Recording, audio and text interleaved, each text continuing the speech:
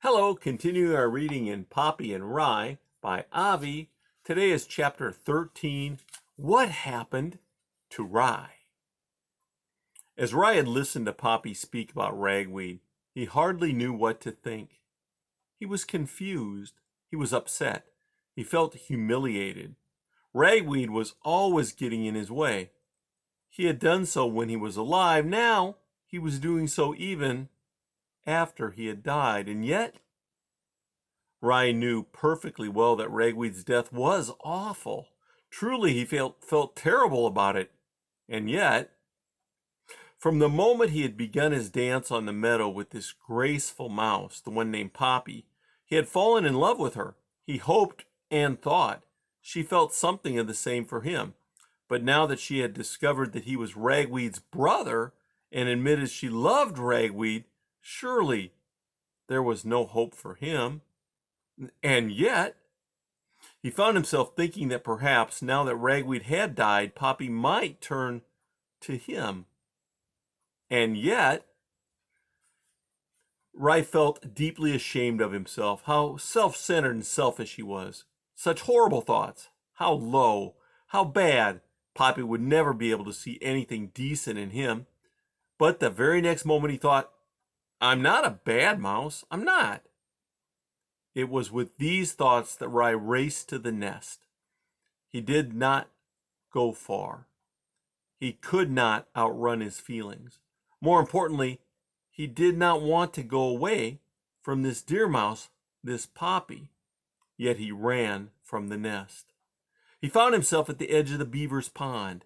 It was raining steadily, monotonously. The world looked the way he felt, gray and sodden. Moreover, except for him, everything seemed immense. He was nothing but a small, bad, useless mouse. Hunkering down, consumed by the sensation that the whole world despised him, Rye shivered with wet and cold. Is there any place in this wide world for such a wretch as I? He asked himself. Simultaneously, he darted a look over his shoulder to see if, just possibly, someone, he dared not say who, had followed him. When he saw that no one had, he was angry he'd even checked. A mournful Rye gazed down at the pond. A mist was rising off the water as if it were smoldering. A few beavers were hard at work. Suddenly, Rye saw that pond was much higher than it had been before. Anger swept through him. How he hated the beavers. Yet, there they were, making the dam higher, even as misery rained down on his head. Had they no feelings? Would they never stop? As he looked on, Rye began to have an idea. If he could find some way to put an end to what the beavers were doing, might not he in some way redeem himself? Surely, if he kept them from building the dam higher, or better yet, forced them to move away, he would become a hero to his family. He and he alone would defeat them. Why, even Poppy might see him as different from Ragweed then. Rye surveyed the pond. The beaver's main lodge was not far from the dam. He remembered his father telling him that the way beavers got into the lodge was by swimming through an underwater passage. If he could get into the lodge, he might. Actually, Rye was not at all sure what he might do. He supposed he would think of something once in the lodge. The main thing was to get there. Surely he could do that. Like all of his brothers and sisters, he was a good swimmer. Rye raced down to the edge of the pond. The beaver's dam was built where the brook had narrowed out a V in the land. The dam, made of twigs, branches, and logs plastered over with mud, was some 20 feet across and 3 feet wide. By going out along the dam, he would be that much closer to the lodge. But when Rye reached one end of the dam, a beaver was working on it. He had brought up a heap of mud and dumped it, and was now using his flat tail to smooth it down. Though impatient, Rye bided his time. One whack of the beaver's tail, not to mention what he could do with his teeth, and Rye would be crunched.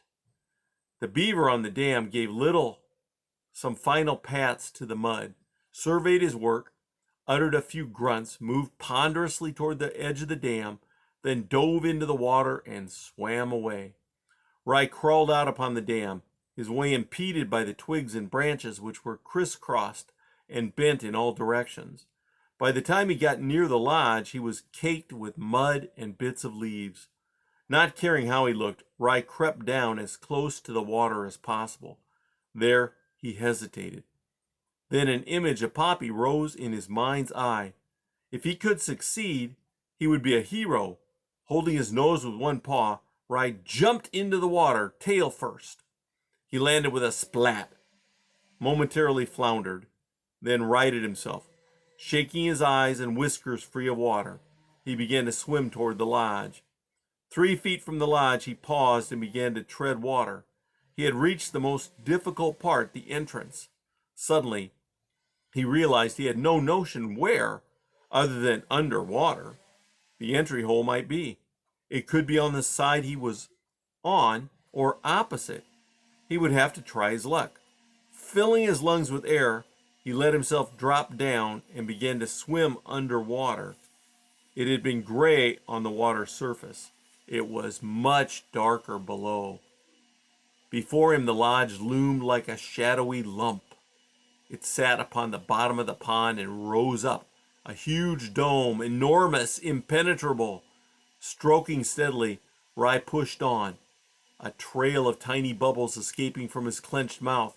Gradually, he began to make out what appeared to be a dark hole. Was that the entryway? Lungs close to bursting, Rye had to make a decision. If he guessed wrong, he would drown. At least I tried, he told himself. Farewell, Poppy, he murmured. Farewell, love. Farewell, world. Kicking hard, paws madly stroking the water, he propelled himself into the dark hole. The moment he did so, everything turned as dark as a night without a moon. Rye was no longer trying to get into the lodge. He was struggling to save his life. His strokes were wild, his kicks frenzied. Unable to endure any more, he shot up and found air. Gasping for breath, he waved his paws feebly to keep afloat and slowly moved toward the ledge inside the lodge of slippery mud. Reaching it, he clawed his way up, falling back a few times, finally heaving himself up onto the slimy shelf. Eyes shut, he lay there, coughing and spitting water. He opened his eyes.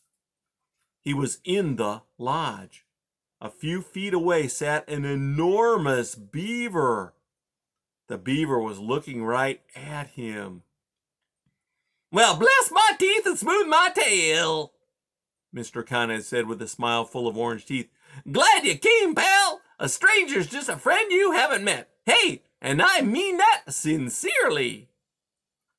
And that's the end of chapter 13. Chapter 13. Chapter 14 next time.